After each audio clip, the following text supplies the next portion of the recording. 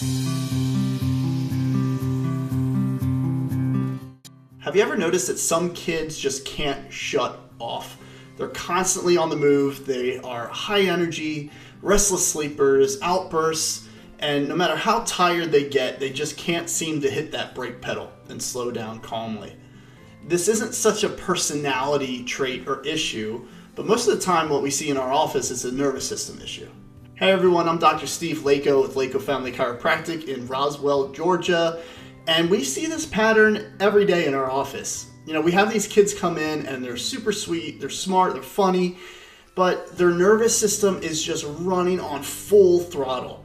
And it's not something that's just random. These things typically start well before birth, sometimes during pregnancy or conception, sometimes during the delivery process as well. What most people don't realize is this stress pattern begins long before birth. What happens is during pregnancy, if the mom is stressed in any way, whether that's physical, chemical, emotional stressors, that stress gets put onto the baby's developing nervous system, and the baby gets stuck and their nervous system gets stuck on high alert. When both systems are working well together and regulating well, kids can play, they can focus, they can eat, sleep just easily. But when both systems are not regulating well and that gas pedal's stuck on and the brakes are not working, that's when these kids' bodies are just in constant motion.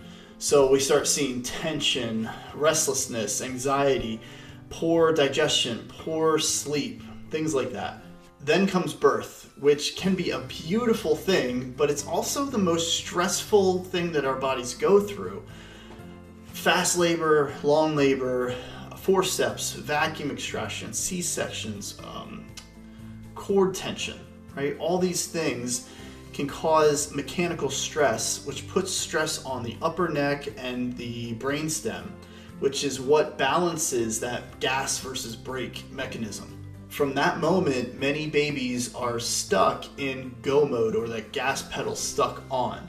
So they could be fussy or colicky, trouble feeding, trouble sleeping, and then those issues will eventually turn into something bigger like anxiety or attention or regulatory issues, which they get later in childhood. That's where neurologically based chiropractic care can really make such a big difference.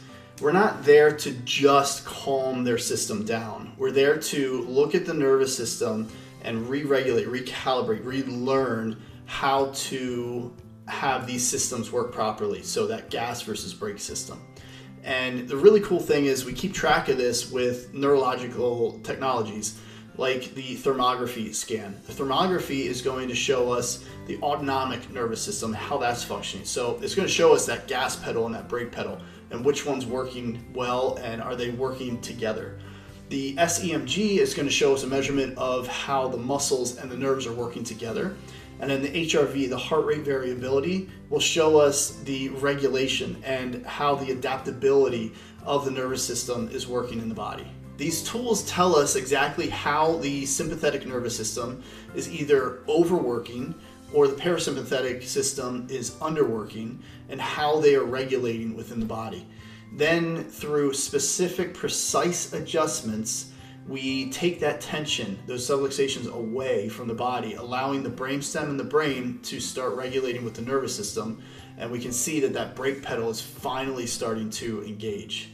If your child's nervous system seems like it is always running, no breaks, no calm, no rest, it might be time to start looking a little bit deeper into the nervous system. Remember that the nervous system controls every other system in the body, so why wouldn't we start looking at that first, right? I'm Dr. Steve Lako with Lako Family Chiropractic, and if this resonated with you at all, or you thought of somebody, a loved one that is struggling with this, then please like, subscribe the page for more information on child development. I have a lot of different videos coming out. And just remember that when that brake pedal is working, everything else will flow.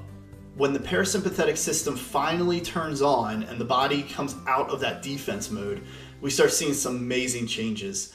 So the first thing that we start to see is that the kids start to sleep so much better. I mean, usually they're so exhausted that they need to catch up on sleep, but depending on their age, if they're still napping, their naps are more quality. They're not like the 15-minute naps, they're the half hour, 45-minute, hour, hour and a half naps, right? And then their overnight sleep is seamless. They're not waking up in the middle of the night, again, depending on their age. This also helps with their mood. So the sleep will help with their mood. The adjustments will help with their mood. Their regulating nervous system will help with their mood. Their transitions are going to be so much smoother because their emotions and their mood is regulating well. Their digestion is getting so much better. So we see kids that don't have diarrhea and don't have the constipation. Even when you feel their belly, it's nice and soft and it's not like hard and dense like it used to be. And their immune system gets so much better. So fewer colds, fewer sick days, fewer days out of school, at home, coughing and sneezing on everybody and everything, right? So when we get the body to start to heal, it doesn't just react like it was before.